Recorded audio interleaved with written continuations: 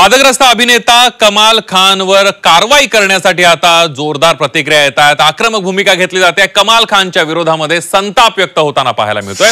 विकिपीडियावरील संभाजी महाराजांबाबत आक्षेपार्ह मजकूर खरा इतिहास म्हणून कमाल खानने शेअर केला होता। विकिपीडियावर असलेला मजकूर आक्षेपार्ह असून सुद्धा तोच मजकूर खरा असल्याचं सांगत कमाल खानने तो शेअर केलाय। विकिपीडियावरील शंभूराजेंचा मजकूर आक्षेपार्ह असल्याची बातमी झी24 तासनं लावून धरली आहे। तर दुसरीकडे कमाल खानने तोच मजकूर खरा असल्याचं सांगत ट्विट केलंय।